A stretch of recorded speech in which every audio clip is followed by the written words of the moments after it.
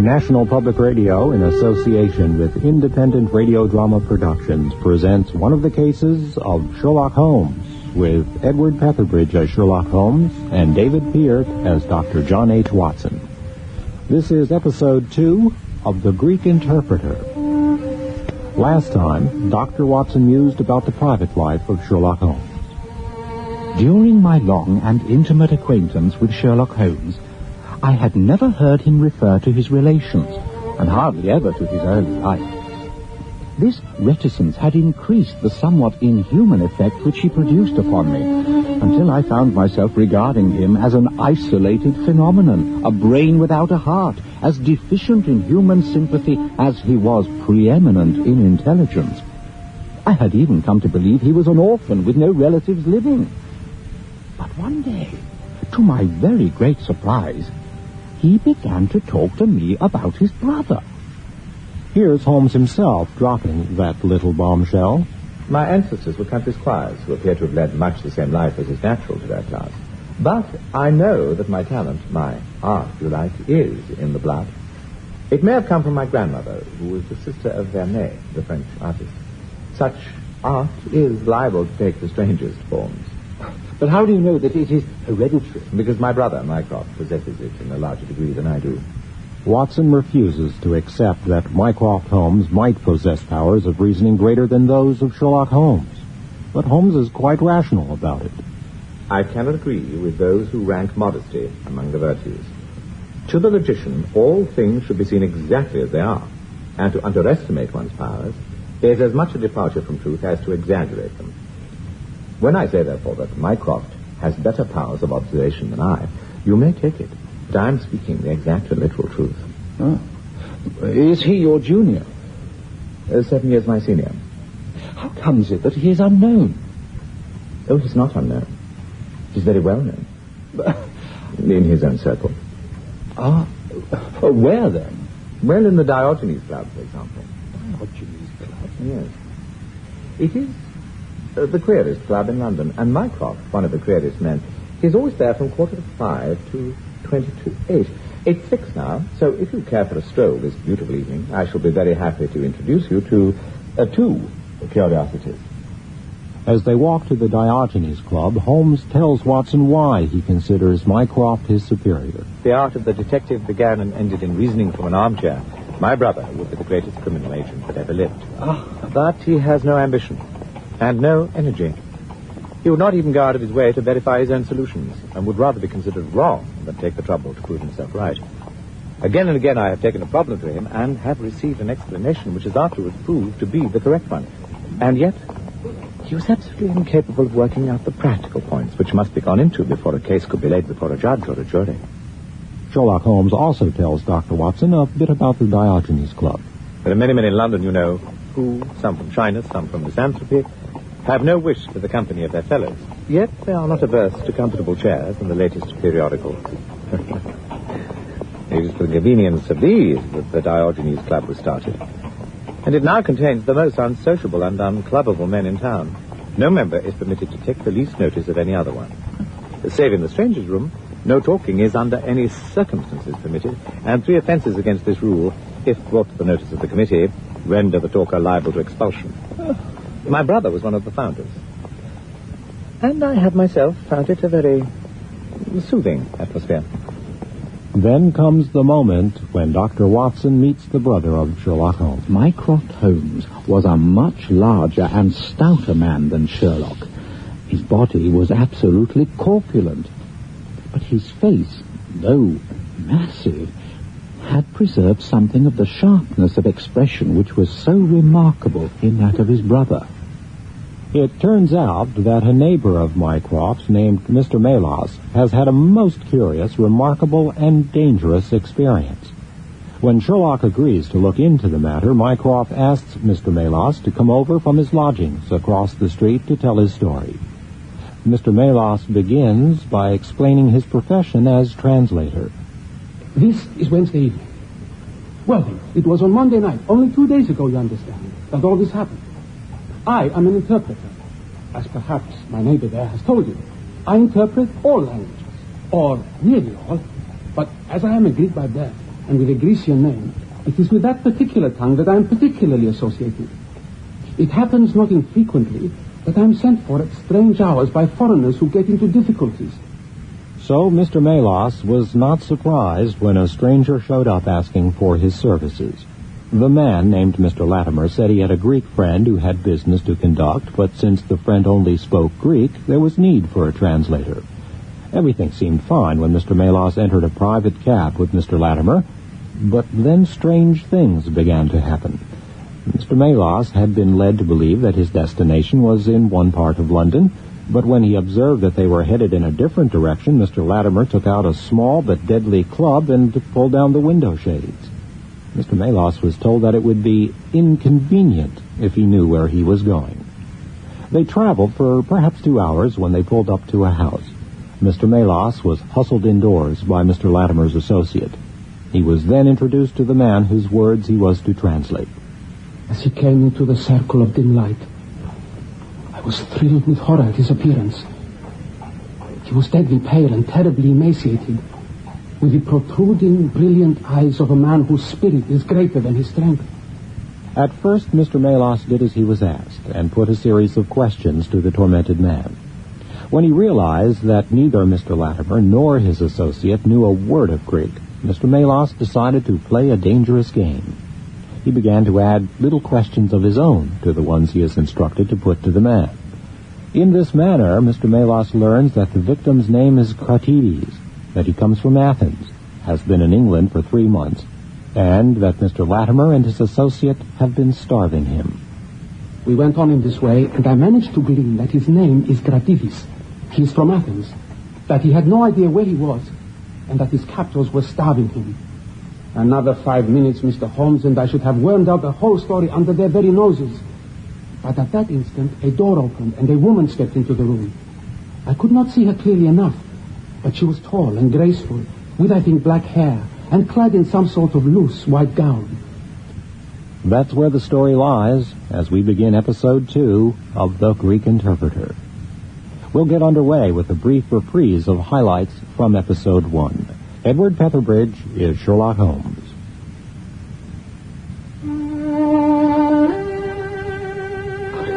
Oh, brother, my dear Holmes, I had no idea.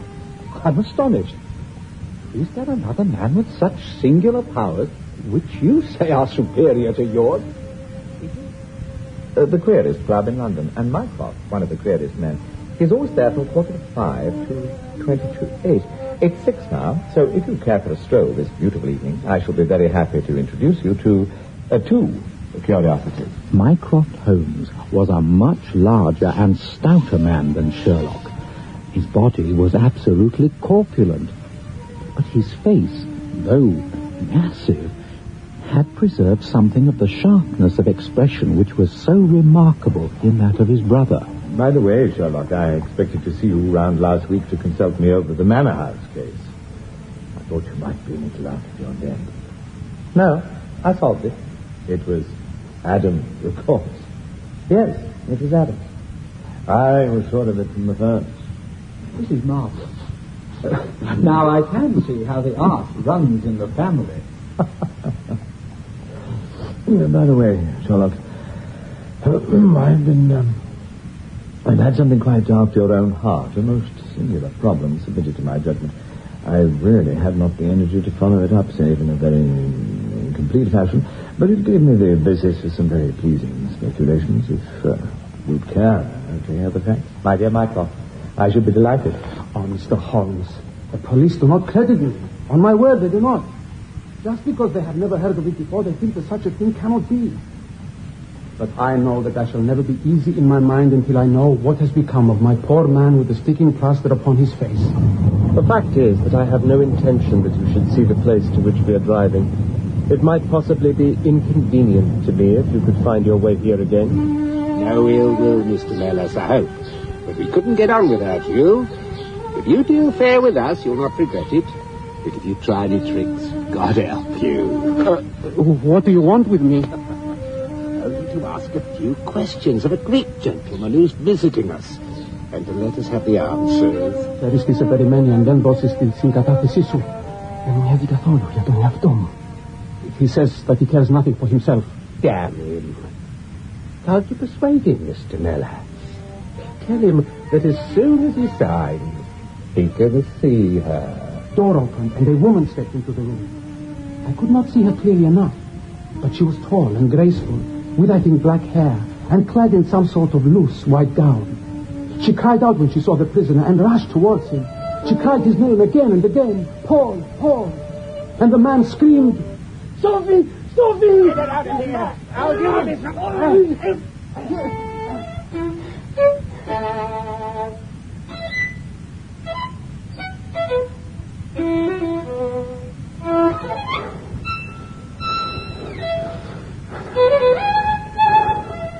That will do, Mr. Mellas. That will do. You perceive that we've taken you into our confidence over some very private business. We should not have troubled you, only our friend who speaks Greek and who began these negotiations has been forced to return to the East.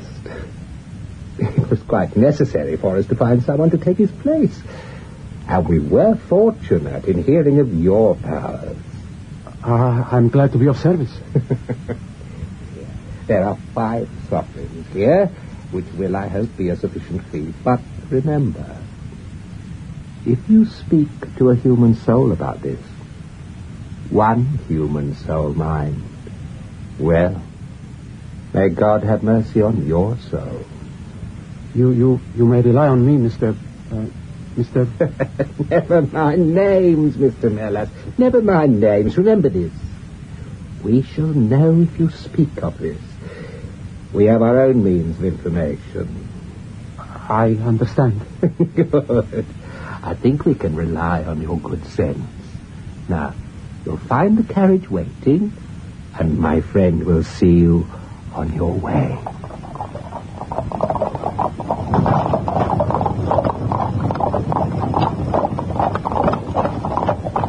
Right, Mr. Mellas, this is where you get out.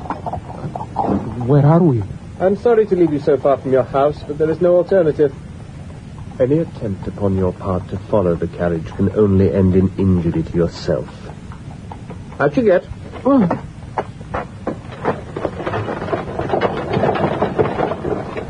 thank God. Sir! Sir! Yes? Who's there? I can't see you in the shadows. Step out into the light of my lantern. I am sorry. I must have startled you. Can you tell me what place this is? Why, sir, this is Wandsworth Common. Oh, I see. Can I get a train into town?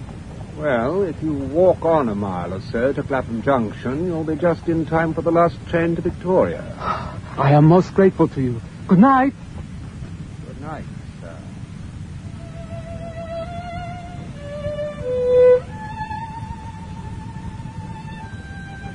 So that was the end of my adventure, Mr. Holmes. I do not know where I was, nor whom I spoke with, nor anything save what I have told you. But I know that there is foul play going on, and I want to help that unhappy man if I can. I told the whole story to Mr. Mycroft Holmes next morning, and subsequently to the police. Mm-hmm. Have you taken any steps, Mycroft? I published this in the Daily News. Anybody supplying any information as to the whereabouts of a Greek gentleman named Paul Cretides from Athens who is unable to speak English will be rewarded. A similar reward paid to anyone giving information about a Greek lady whose first name is Sophie. This has appeared in all the dailies. There has been no answer. How about the Greek legation? Oh, I've inquired. They know nothing. A wire for the head of the Athens police, then? Sherlock has all the energy of the family. Oh. Well, you take up the case by all means and let me know if you do any good. Certainly, I'll let you know. And Mr. Mellas, also. In the meantime, Mr. Mellas, I should certainly be on my guard if I were you, for, of course, they must know through those advertisements that you have betrayed them. Well, goodbye, Mr. Mellas. Mycroft? Well, goodbye, Sherlock. Dr. Watson, Mr. Holmes, and good luck.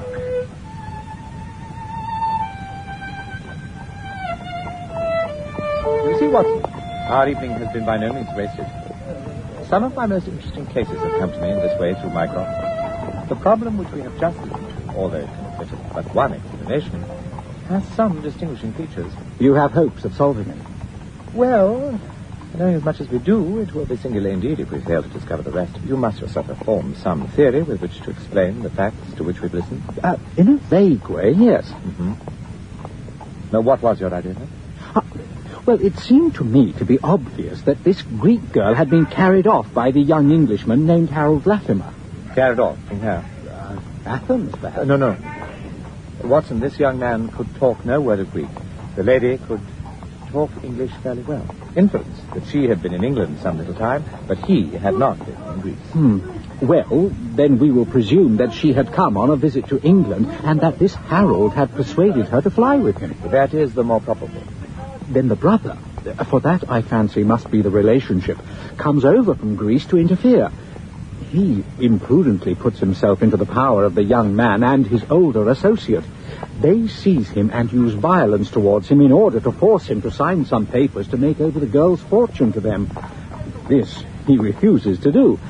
In order to negotiate with him, they have to get an interpreter, and they pitch upon Mr. Melas, having used some other one before. The girl is not told of the arrival of her brother and finds out by the merest accident. Excellent, Watson. I really fancy that you are not far from the truth. You see that we hold all the cards, and we have only to fear some sudden violence on their part. If they give us time, we must have them. Shall we cross while we can?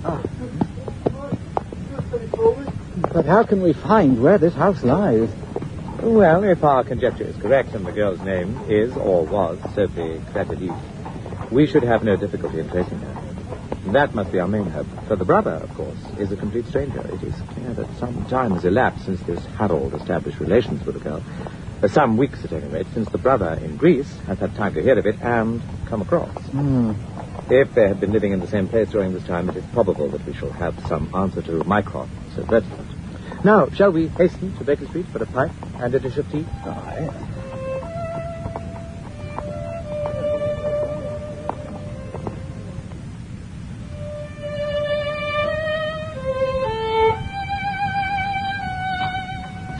Mycroft, what on earth are you doing here? Come in, Sherlock. Come in. Dr. Watson. Mr. Holmes. You don't expect such energy from me, do you, Sherlock? But somehow this case attracts me. How did you get here? I passed you in a hansom. There has been some new development? I had an answer to my advertisement. Yes. It came within a few minutes of your leaving. And to what effect? Really, yes. Written with a J pen on royal cream paper by a middle-aged man with a weak constitution. Sir, he says, in answer to your advertisement of today's date, I beg to inform you that I know the young lady in question very well. If you should care to call upon me, I could give you some particulars as to her painful history. She is living at present at the Myrtles, Beckenham. Yours faithfully, J. Davenport. He writes from Lower Brixton. Do you not think that we might drive to him now, Sherlock, and learn these particulars? My dear Mycroft, the brother's life is more valuable than the sister's story. I think we should call at Scotland Yard for Inspector Gregson and go straight out to Beckenham. We know that a man is being done to death, and every hour may be vital. Hadn't we better pick up Mr. Melas on our way? We may need an interpreter. Excellent, Watson. Send the boy for the four-wheeler, and we shall be off at once. I think, Watson, you may need your revolver. I should say from what we have heard that we are dealing with a particularly dangerous gang. So, now, let us find Mr. Melas and then to Beckenham.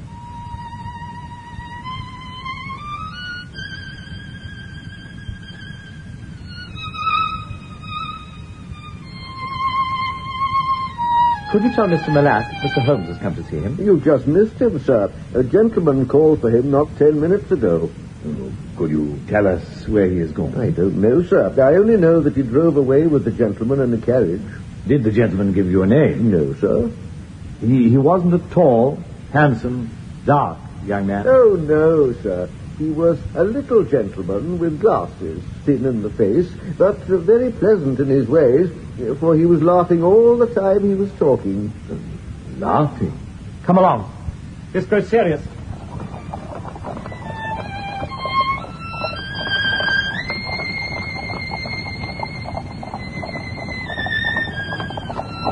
These men have got hold of Melax again. He is a man of no physical courage, as they are well aware from their experience the other night. This villain was able to terrorize him the instant that he got into his presence.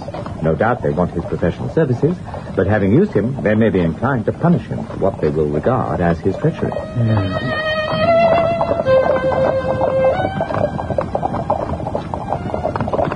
Our hope was that by taking the train, we might get to Beckenham as soon as, or sooner than, the carriage. On reaching Scotland Yard, however, it was more than an hour before we could get hold of Inspector Gregson and also comply with the legal formalities which would allow us to enter the house. It was 9:45 before we reached London Bridge and 5:30 before the four of us alighted on Beckenham platform. Then a drive of half a mile brought us to the Myrtles, a large dark house standing back from the road in its own grounds. Here we dismissed our cab and made our way up the drive together.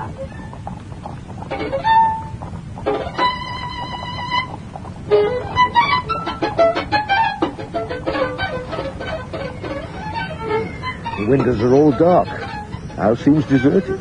Well, Gregson, it would seem that our birds are flown and the nest empty. Why do you say so? The carriage, heavily loaded with luggage, has passed out during the last hour. I saw the wheel tracks in the light of the gas lamp, but where does the luggage come in?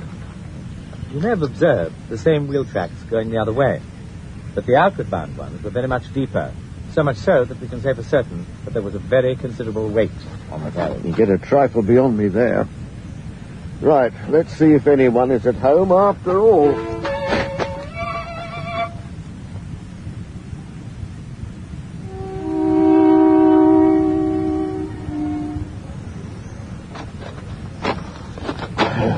Here's the door. Oak-panelled. It will not be an easy door to force. But let's knock first. Well, that's enough noise to wake the dead. Where's Holmes gone? He just slipped away. Ah, here he is. I have a window open for you. It is a mercy that you are on the side of the force and not against it, Mr. Holmes. Right. Where's this window? Just follow me.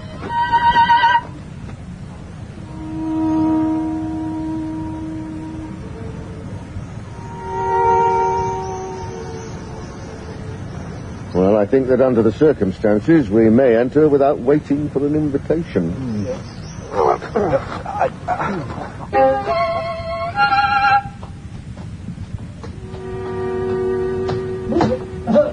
What is that? What? Listen. It's coming from upstairs. Come on, Bert.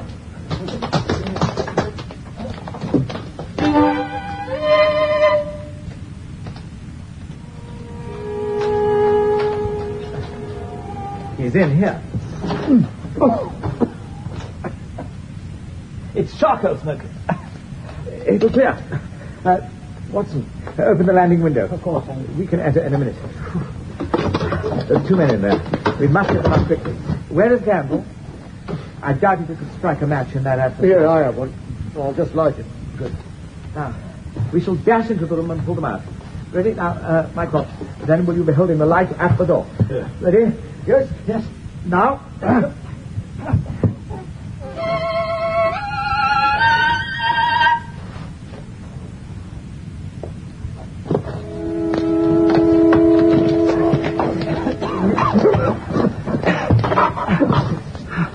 Oh, my God, Holmes, look at their faces. They've been beaten insensible.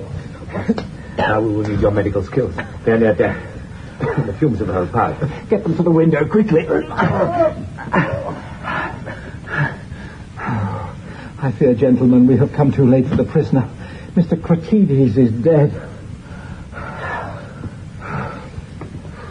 We might have saved him, but the infernal delay at Scotland Yard. Well, Mr. Holmes. I need some brandy for Mr. Mellas. He's still alive, but only just. Here you are, sir. I always carry a flask for the cold nights. Drink a little more, Mr. Mellas. Thank God. Thank God. Here, Mr. Melas, sit in this chair by the window.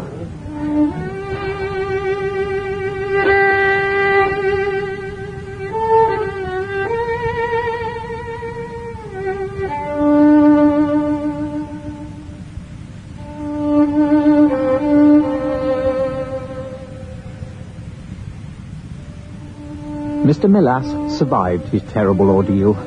When he was well enough, he told us his story. It confirmed our deductions. His visitor, on entering his rooms, had drawn a life-preserver from his sleeve and had so impressed him with the fear of instant and inevitable death that he kidnapped him for a second time. Indeed, it was almost mesmeric, the effect which this giggling ruffian had produced upon the unfortunate linguist, for he could not speak of him save with trembling hands and a blanched cheek. He was forced to interpret. But this time, the two Englishmen threatened their captive with instant death if he did not comply with their demands. They failed to force Cretides to sign and hurled him into a dark room. They then beat Mr. Melas insensible as revenge for the advertisements. So, this was the singular case of the Greek interpreter. Once the two villains knew their secret was out and that their prisoner was not to be coerced, they fled the house, taking the girl with them, having first, as they thought, taken vengeance both upon the man who had defied and the one who had betrayed them. Months afterwards, a curious newspaper cutting reached us from Budapest. It told how two Englishmen who had been traveling with a woman had met a tragic end. They had each been stabbed, it seems, and the Hungarian police were of the opinion that they had quarreled and had inflicted mortal wounds upon each other. Holmes, however, is, I fancy, of a different way of thinking, and he holds to this day that if one could find the Grecian girl, one might learn how the wrongs of herself and her brother came to be avenged. And that concludes this presentation of Arthur Conan Doyle's The Greek Interpreter, adapted for radio and directed by Richard Shannon. Edward Petherbridge was Sherlock Holmes, with David Peart as Dr. John H. Watson. Other cast members were Neville Watchurst, John Yannon, George Savides, and Alec Linstead. Music was performed by Robert Gibbs, sound design by Tim Crook.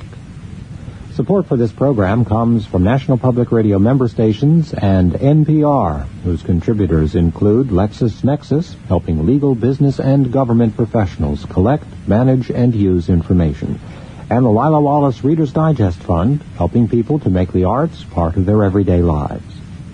Sherlock Holmes will be back in The Hound of the Baskervilles. I'm Steve Zakar.